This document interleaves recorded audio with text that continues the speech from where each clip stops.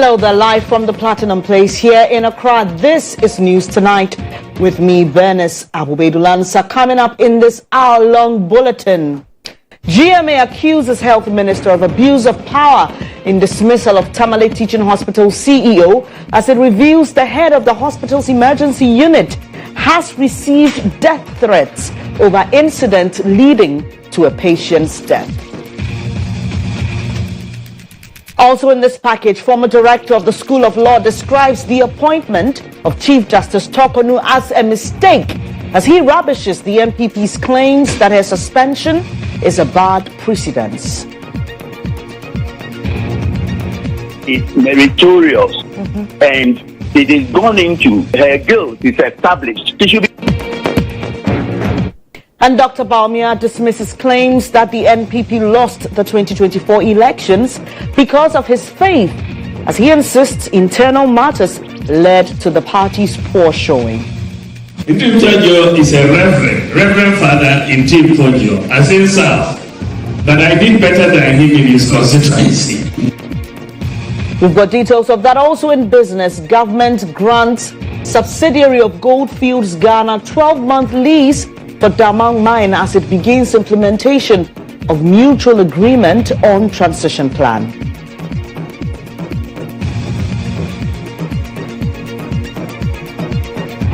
We've got details of these and more here on News Tonight. Please stay with us.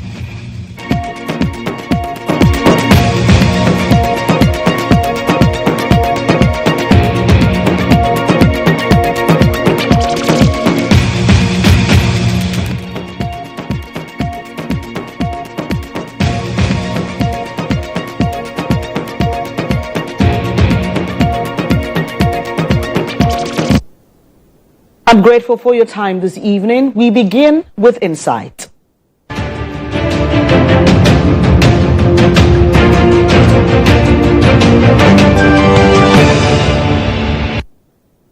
Insight was brought to you by Pepsodent Herbal for strong teeth and gums and Pepsodent Charcoal for natural whiter teeth.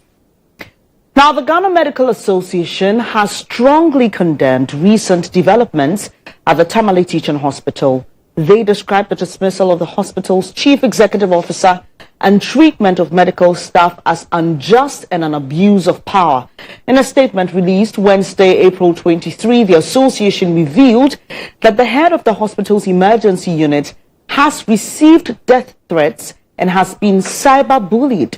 It further demanded an unqualified apology from the Minister of Health and the Member of Parliament for Tamale North following their recent visit to the facility. Let me bring you more details on that statement released by the Ghana Medical Association. Now it reads, the Ghana Medical Association has taken notice of the very disturbing developments at the Tamale Teaching Hospital, TTH.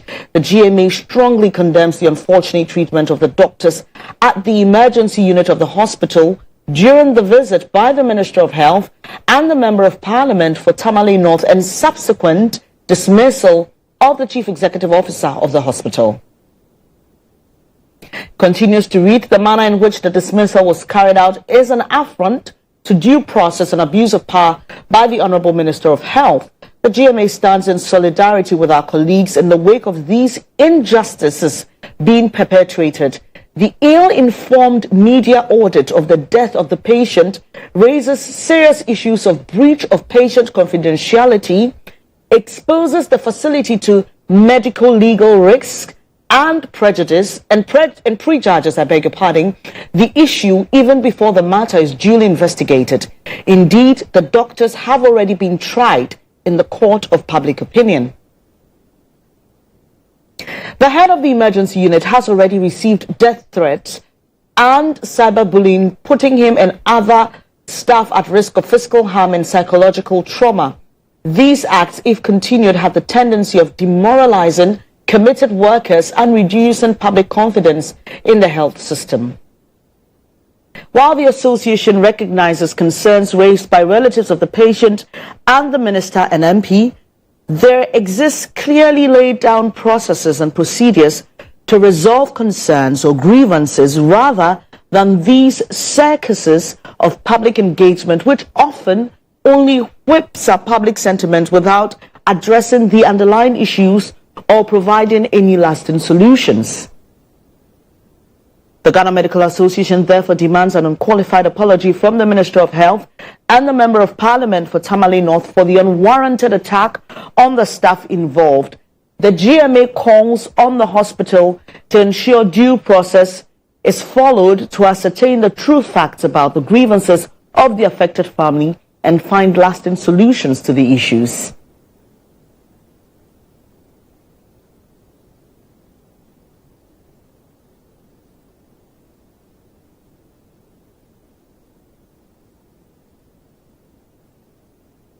Those are details of a statement released by the Ghana Medical Association. Well, a public health analyst, Samuel Arthur, has also criticized the dismissal of the Tamale Teaching Hospital CEO. He believes the decision was hasty and an emotional one. He argues that singling out the CEO rather than addressing the entire hospital management is unfair.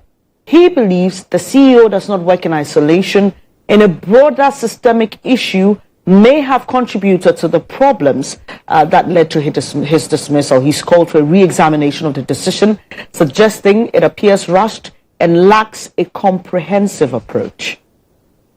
To sack the CEO, I guess it's a hasty decision. We could have looked a little more into it now. We know the minister walked into the facility and saw certain things that were not in the right position. But for him to just, based on the things he saw and the immediate, happenings and with all the euphoria, to just settle on a decision that he should go home, for me, I think it's a bit more hasty. It's whatever is triggering that, we need to look at it carefully, because this is someone who is not just any ordinary person. This is the CEO of the hospital we are talking about. So if they are things not in order, he is not the only person that is in that position. There are other key management people, some in logistics, some in supply, some in HR, all of whom work together, and he is just at the top.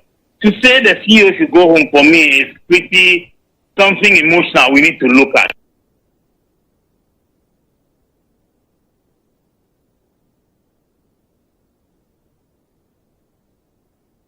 You may have seen on social media various concerns being raised by different people. The issue about the quality of service at the Tamale Teaching Hospital predates this recent incident which led to the minister's visit. Our man in the northern region, Noah Nash, has more to share with us on this. Now, Noah, tell us how long these concerns about the TTH have existed. Problems that have existed for more than, let me say, almost close to about 6-7 years, based on the fact that you realize that most of the CEOs that were appointed were acting CEOs. And so this one apparently happens to be a very good one, who actually, a specialist whom a lot of people knew. So it was quite easy. But let me put you to the right spot in terms of the concerns. The concerns have been that patients who visit or clients who visit the hospital don't get customer experience service. And customer experience service is more often a bigger problem within the hospital.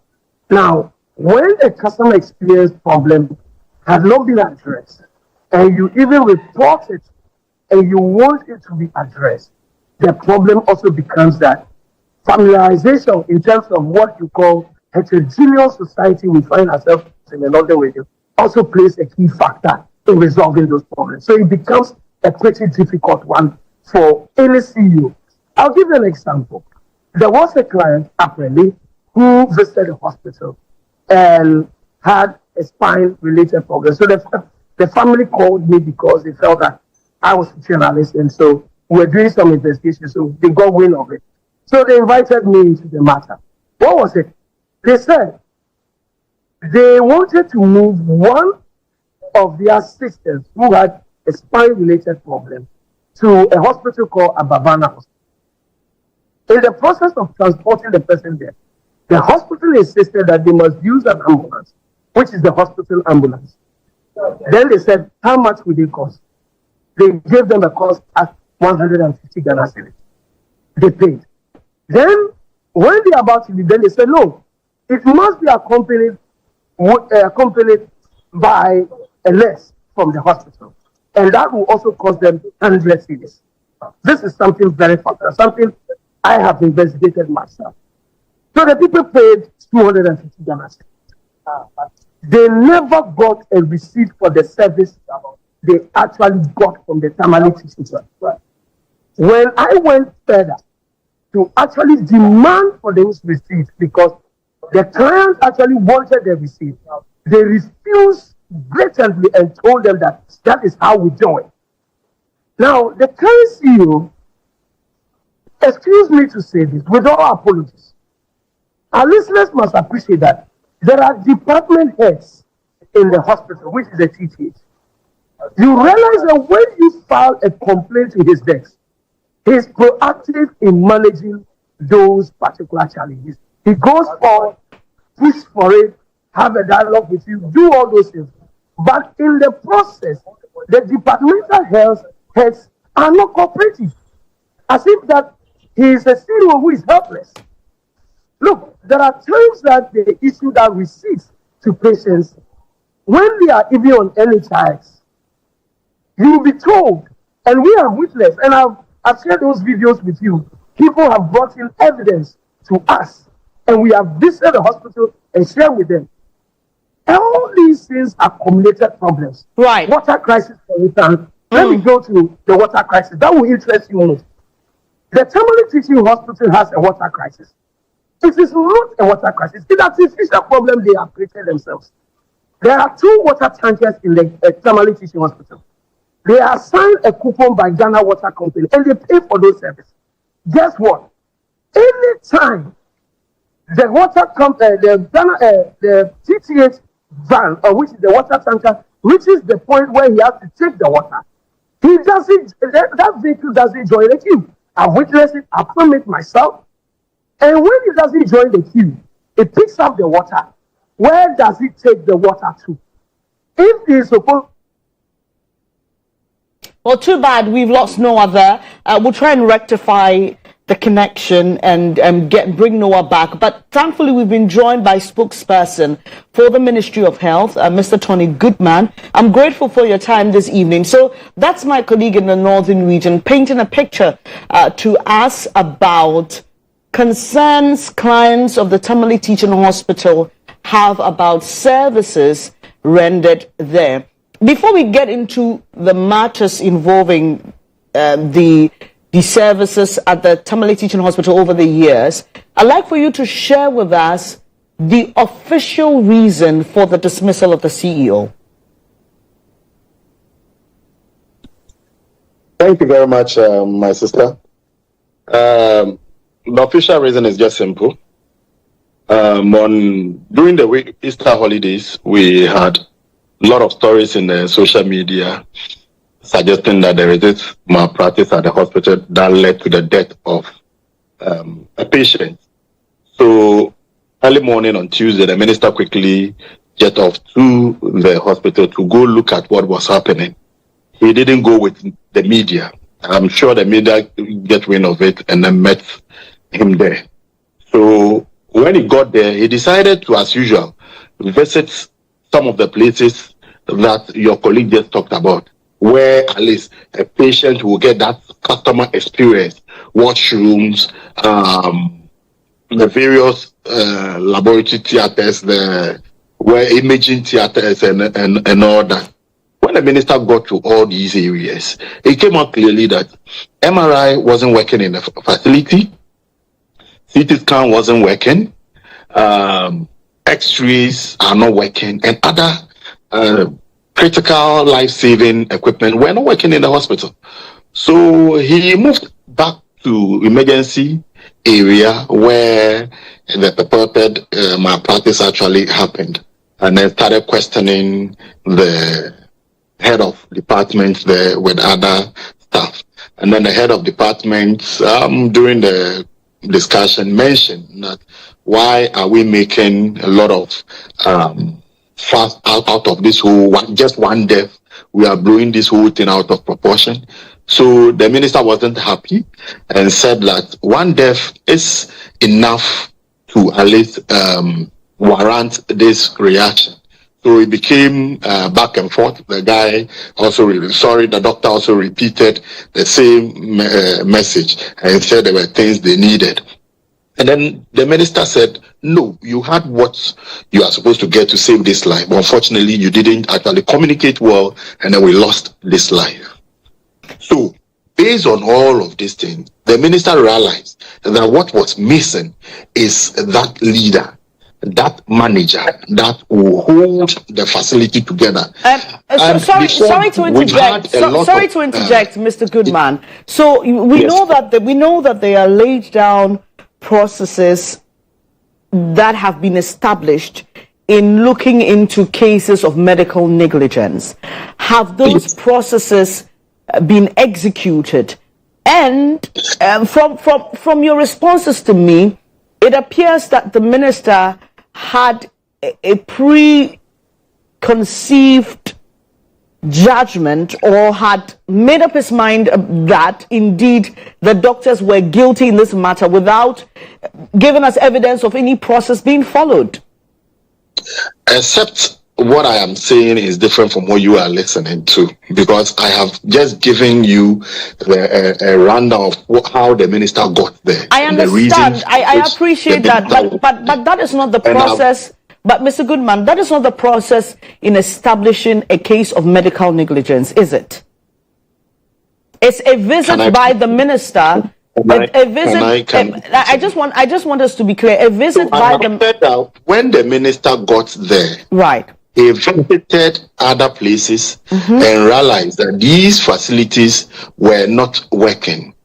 This is just to buttress some information the minister got earlier before going there. The community was ready to attack the hospital. So the minister actually used this period just to forestall some of those things that were going to happen. Okay, so if I get you right, we went around, lift wasn't working. Okay. Equipment, the washroom was not available for patients to use. A lot of things were not right. But Tony, you would agree with me that this is not an exclusive problem to the Tamale Teaching Hospital. In fact, before he became minister, at the time when he was with the minority, Mr. Akando visited the Kolebu Teaching Hospital and a lift was not working. It became a matter of public discourse. In many of our premium hospitals, we have MRI machines that break down occasionally. Clients and patients complain about this. I am simply asking that, is that the sole reason why a teaching hospital CEO was dismissed? Could the minister have waited for a conclusion of a process involved in determining whether there was indeed a case of medical negligence, or it is just because these things you talk about are not in place, that's why he's been dismissed? So the CEO wasn't dismissed because of medical negligence. Okay. He was dismissed because of the way the facility has been run down.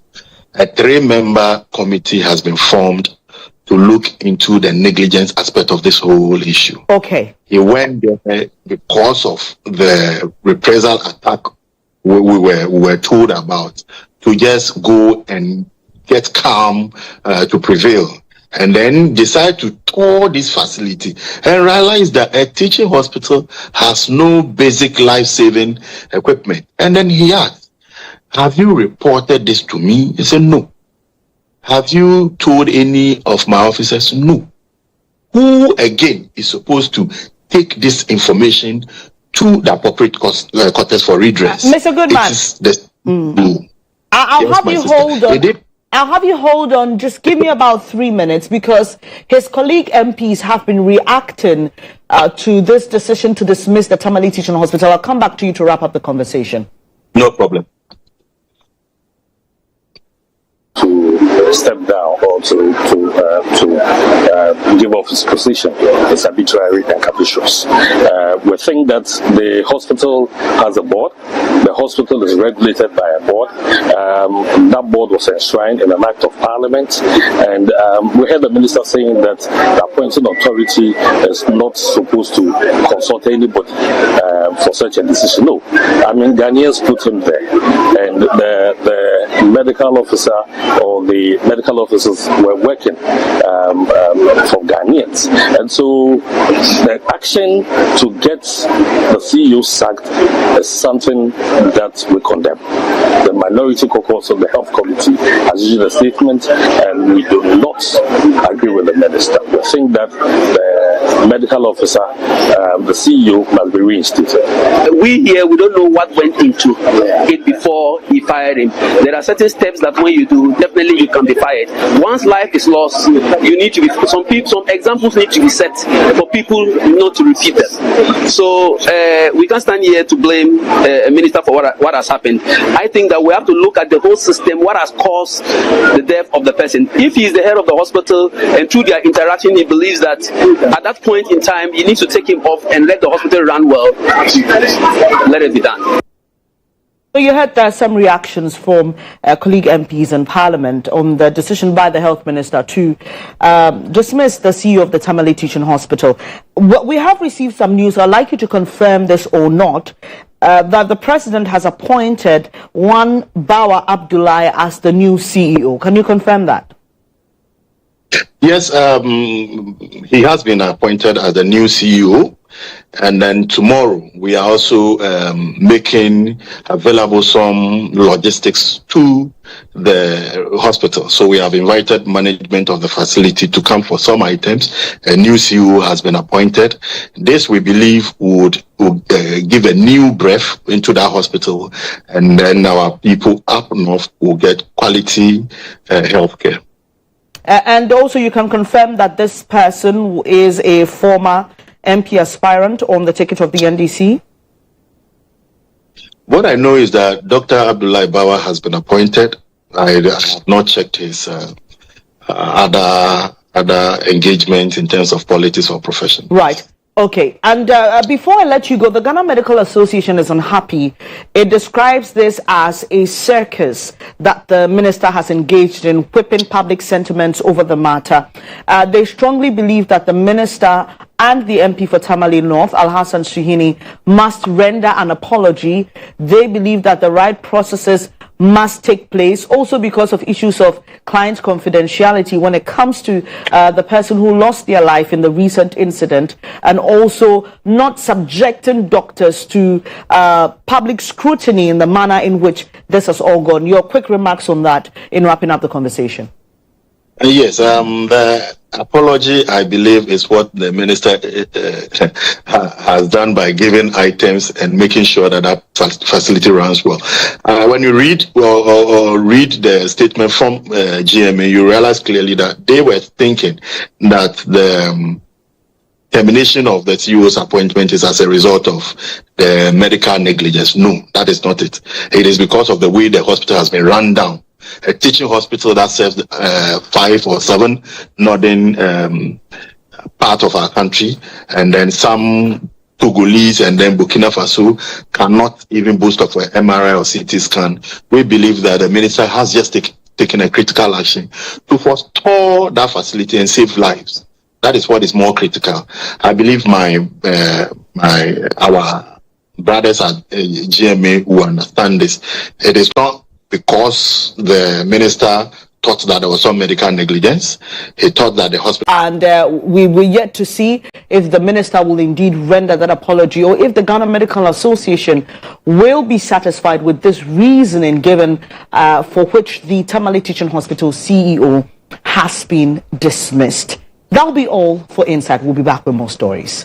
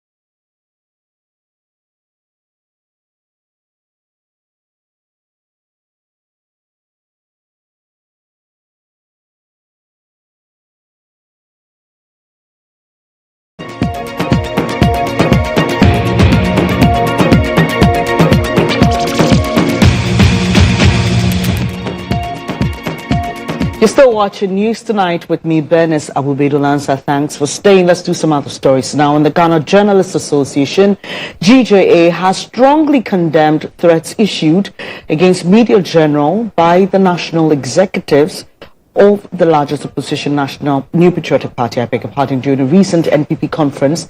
The party's third vice chairman, Osman Masawudu, was caught on camera pushing down a microphone by TV3 microphone, an act he later admitted to. In a follow-up radio interview on Ash FM, he escalated the issue by issuing direct threats of physical attacks against Media General journalists at future NPP events. Addressing the media, GHOne President Albert Kwabena Jumfor denounced the threat and urged the police to immediately arrest the NPP's third vice chairperson.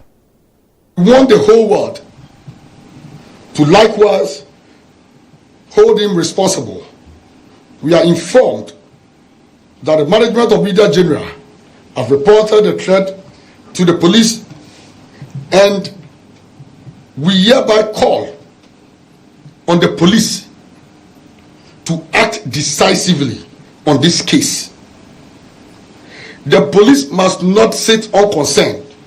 The police must not wait for the worst to happen before they act.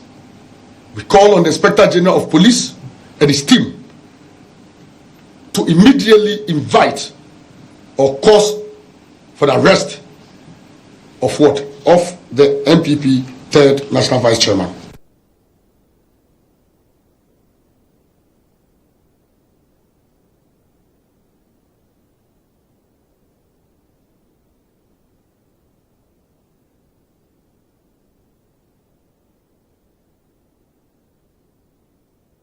Away from that issue, former director of the Ghana School of Law, Kwekwan Sasari, has dismissed claims by the NPP that the suspension of Chief Justice Gertrude Tokonu sets a dangerous precedent. Speaking to Lili Mohammed on GHOne TV's newsroom, he argued that the appointment of Justice Tokonu was a mistake, blaming former President Akufo-Addo for what he calls a poor decision.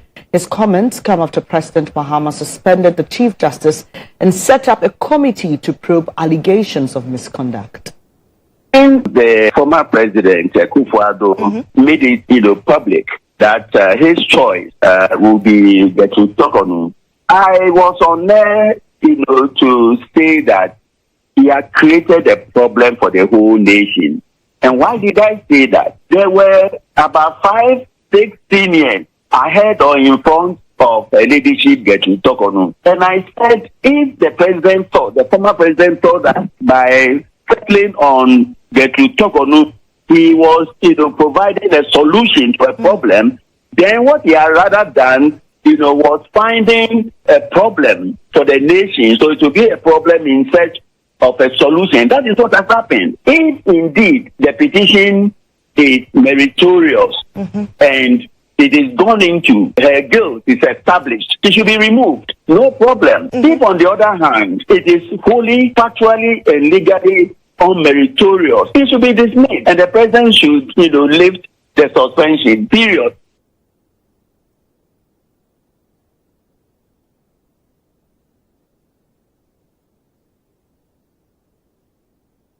Of you have been sharing your thoughts about this. We hit the streets to find your views on the suspension of the Chief Justice. Tamale Mahama, on April 22, 2025, suspended Chief Justice Gertrude Tokonu after determining a prima facie case on 3 petitions that were presented to him. We are here on the streets of Accra to find out from Ghanaians how they feel about this decision. I think, the processes are being followed. And so once the Constitution enjoins the President to do what he's doing, I think it's in order. I don't think it's bad. It goes to improve our democracy, so let the processes be exhausted.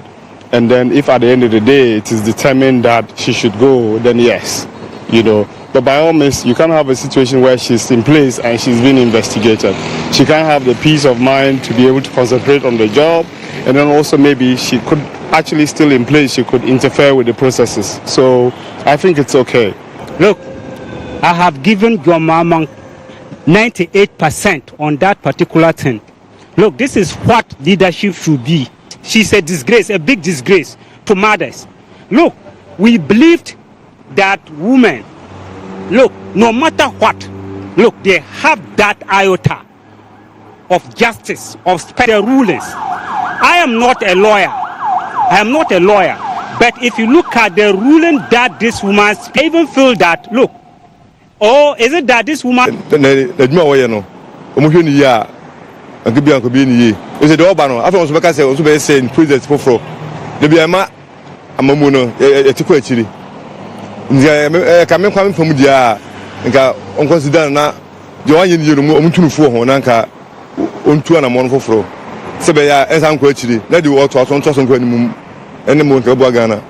the president of the nation, the Council of State members are the electoral body that was supposed to advise the president. So the president, in his good nature, has taken the first step to consult them. Because if it was an autocratic rule, he would have just decided to suspend her without any further or give her the chance to know what is going on. But he forwarded it to the Council of State, and based on their advice, this is the outcome. So I don't think he acting on it is kind of mean or it's not fair on the part of the Chief Justice. But we should understand that it's not only the president, but he's acting based on the advice of the Council of State, of which are the members representing every region in Ghana. I like the way he suspended her, because the reason why I like it that the woman is there for MPP, and we also need this justice woman that will be there, or justice person that will be there, that he will not play passion to one party and another party. So. For a while on this issue, we've been joined on the phones by Dr. Frederick Otto. He's a governance expert. Grateful for your time this evening. The former director of the School of Law believes that in the first place, Justice Tokono should not have been appointed the Chief Justice. He raised this at the time the appointment came up, and he's raised it again. He thinks that the NPP doesn't have a case when it says that this is a bad precedence for our democracy. What are your thoughts? I mean, I'm surprised. Why hasn't he come out to say that all this while? Oh, no, he did. Let me just clarify. He did at the time because he thought he wasn't the most senior person. Exactly. Is that the argument? That is his basis. That is the basis for his... Is that what the law says? We are a country of the rule of law. So the law doesn't say so, but it is opinion. Opinions, it's like everybody's nose. We all have our different noses. So that is his opinion. I mean, let us talk about law. If somebody is speaking about law, I won't question it. But if you think because he was not the most senior, so he shouldn't have been appointed, that isn't what the law says. The law expects the president to appoint from among the members of the Supreme Court at the time. So any member of the Supreme Court at the time of the vacancy qualifies to be appointed. And if that was what was done, if the law was followed, let us not go and talk about, oh, somebody is more senior. There is nowhere in the law that says presidents must appoint their chief justices from among the most senior, most justice on the Supreme Court bench. That's not what the law says. But you will agree that largely by convention that has been the practice. No, it's never true. Okay. When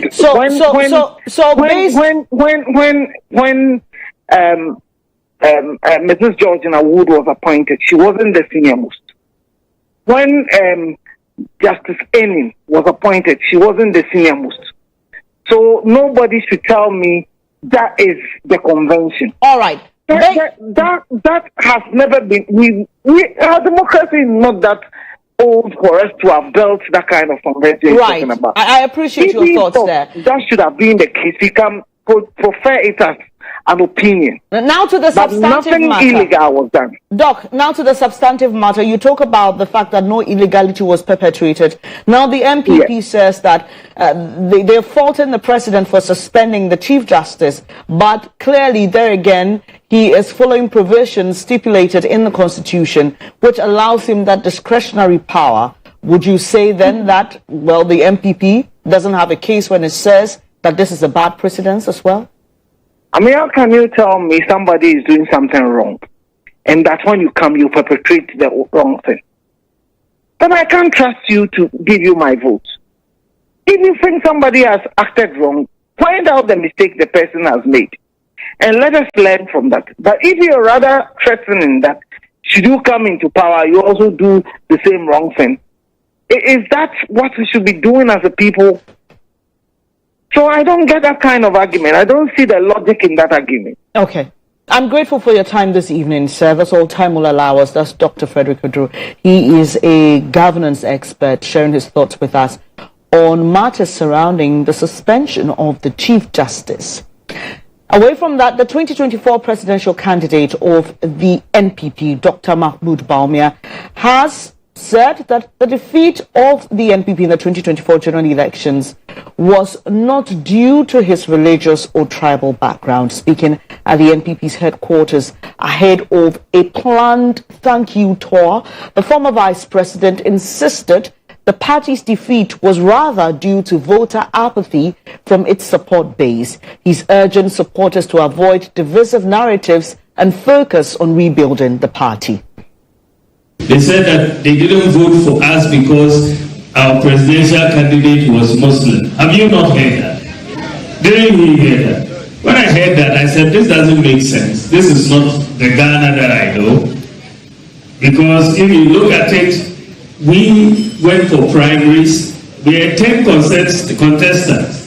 I was 1 Muslim, 9 Christians. But the MPP voted for the Muslim presidential candidate. And when you look at the data is very clear. In many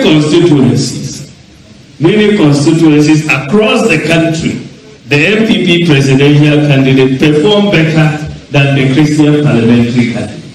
In many constituencies across. So it couldn't be if they were voting because of religion, I shouldn't be performing better than the Christian parliamentary candidate. Even my good friend, Intim, who is giving a lot of heat to the government at the moment in Thailand. Intim is a reverend father in Tim as in South. But I did better than him in his constituency. Notwithstanding our hard work, however, we still suffered a heavy defeat. And when you look at what happened, you will see that it was internal. Many of our supporters did not come out to vote.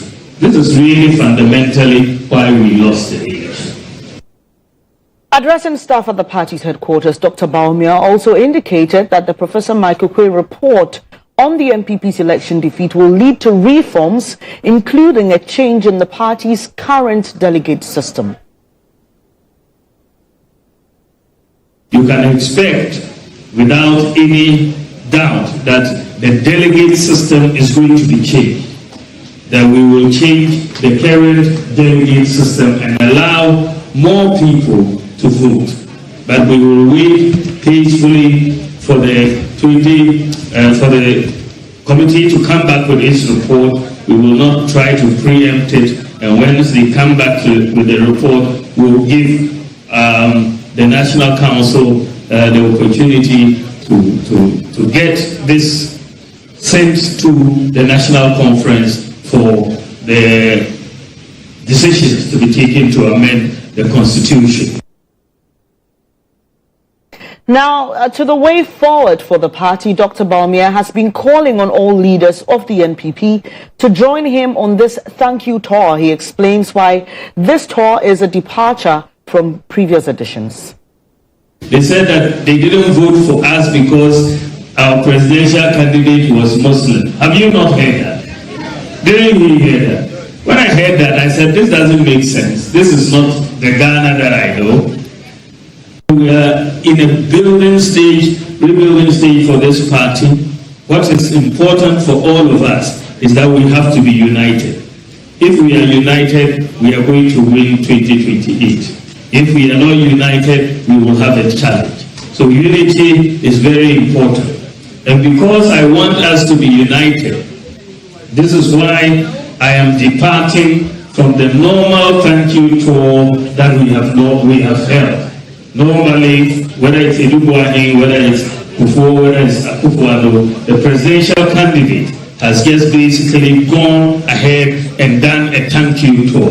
We are doing it differently this time because I want unity. And that is why I have said that I want to go with the party and also to invite my former contestants, the aspirants who contested me for the primaries. They should come and we'll all go and do the thank you for the country. Now to illegal mining issues, the Deputy CEO of the Forestry Commission, Elikem Kotoko, has confirmed that investigations on Akonta Mining Company's activities are currently underway to ensure that any officer found complicit in illegal mining will be dealt with according to the law. Speaking to Lily Mohammed on Newsroom, Mr. Kotoko emphasized the matter will be pursued thoroughly regardless of claims that this government is politically motivated.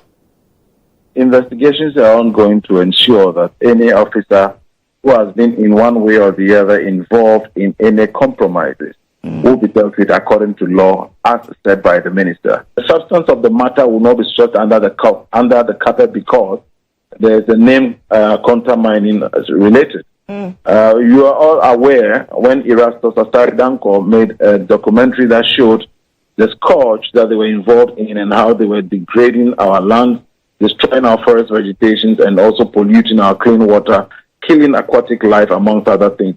Our production, crop production, especially in terms of cocoa, has even dropped by reason of some of these illegal activities. And so if we need to deal with a substantive matter and somebody wish to look at it with a political eye, that is their cup of tea. But we will do what is in the interest of the people of Ghana. This is News Tonight with me, Bernice. Abu-Baidoo Lansah will bring you business news shortly.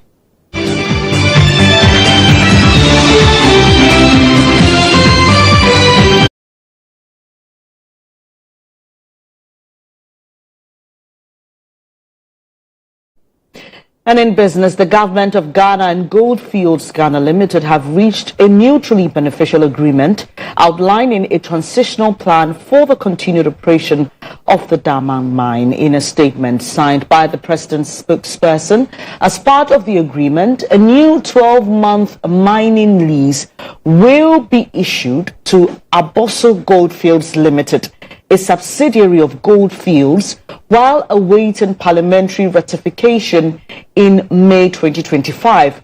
During the transition period, Goldfields will resume open-pit mining to safeguard existing jobs and conduct feasibility studies aimed at determining the mine's reserves and future viability. Concurrently, stockpile processing will continue under a joint management team comprising representatives from the government and Goldfields.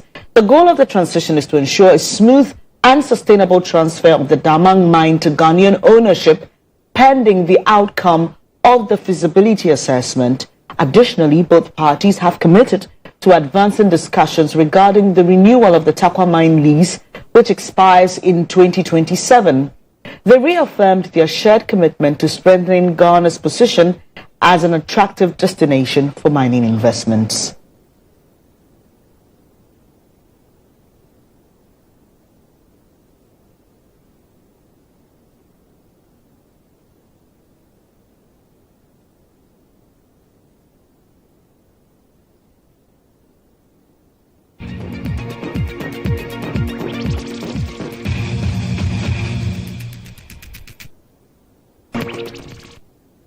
Now, you may recall that government had earlier refused to agree to a request from Goldfields Ghana Limited to have its Damang mine lease extension extended. So the news tonight is that government has agreed to give it some 12 months as a transition process kicks in.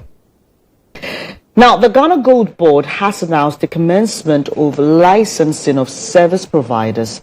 The licensing, which takes immediate effect on April 23, 2025, is open to any Ghanaian 18 years and above or a fully owned Ghanaian company which may apply to the Gold Board for a license online via the Gold Board's official website or physically at its offices. In a statement, it cautioned foreigners to exit the local gold trading market effective April 30, 2025 or face appropriate sanctions.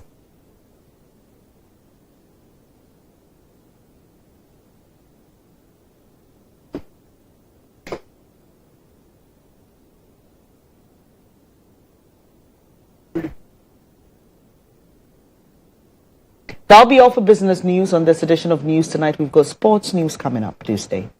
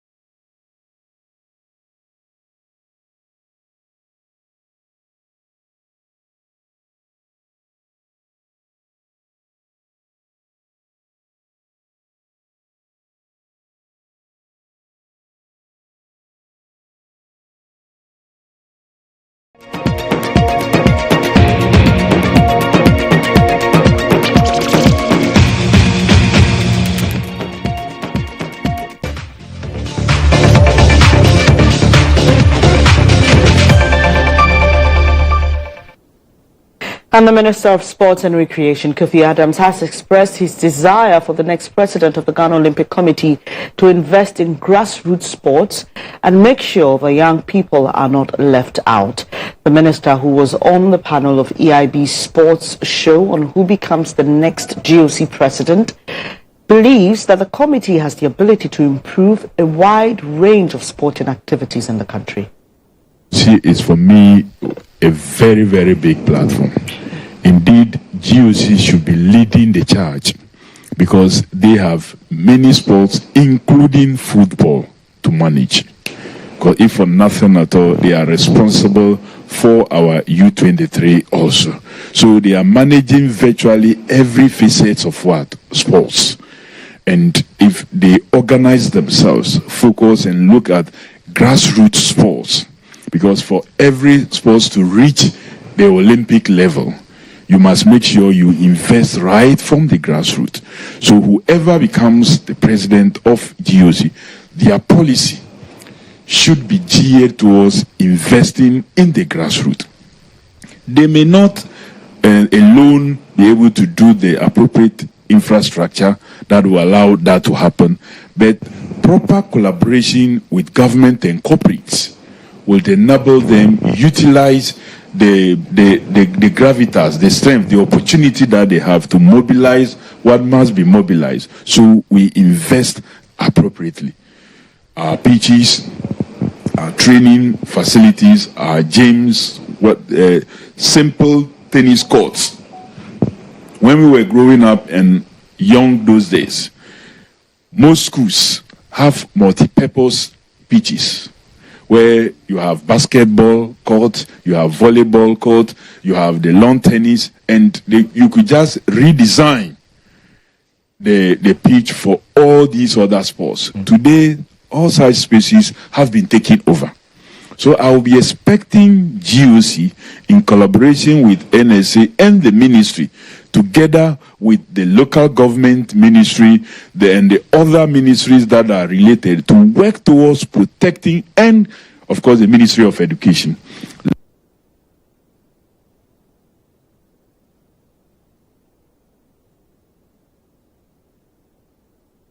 International news is up next.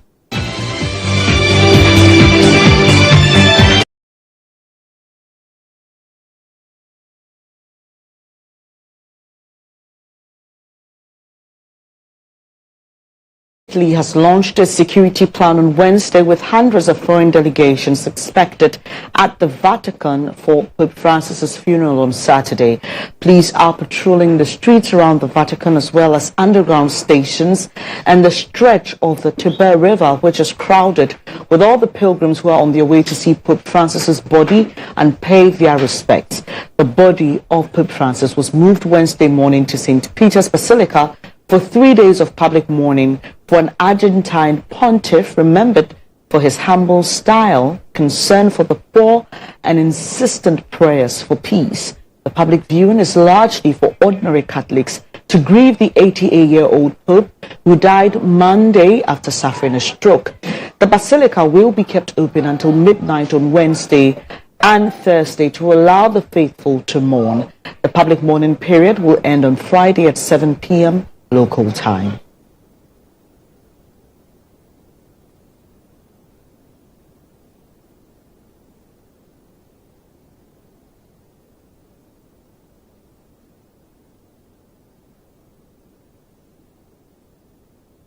That'll be all for this edition of News Tonight here on GHOne Television with me, Bernice, Abu-Baidoo, Lansah. I'm grateful for your time. There's more news, however, when you log on to starfm.com.gh. You can also follow us on social media. We are very interactive. We are GHOne on Facebook, Twitter, Instagram, and all the other socials. Grateful for your time once again. Have a good evening.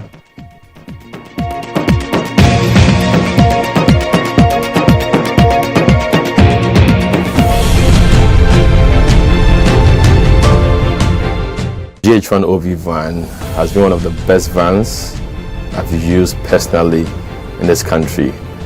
It runs a system where we are able to run on Dante to be able to do our broadcast mixed well also from this van. I've used this OB van for quite a number of big productions, i.e. 3 music awards, the late President Rollice's state funeral, Emmys Africa Awards, and a number of them. My experience with the GHOne van has been the state of the art equipment they have.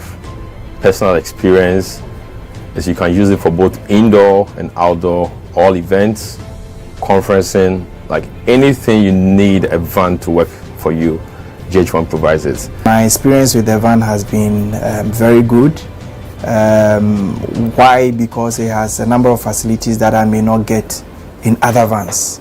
You know, the van has a very wide bench that can accommodate all my technical crew, ICC, switcher, graphics, CG, and all of that. And then it also has a studio, a green room studio that comes with TriCaster. So if you want somebody to do commentary on a live event, you can put that presenter who's in that studio as well and get that running. To give an experience to our audience, we're also watching on TVs and online. Work with an Exo technology system, which makes your video mixing with Panasonic cameras, like a lot of other stuff in terms of content you need to get also for your live broadcasts. I prefer the GHOne van to a lot of other vans I've used, or even doing my own setup on a tabletop setup, because on a production you see a number of people in the van, and so if you have a very small van, it means that it's going to be choked, and that will affect the creativity as well. The price has been discounted as well to accommodate varied budgets, and so no matter the budget you have, I understand you can have the track and do business with it. It looks huge but very affordable. Cost is really affordable. My experience with this EMI awards last year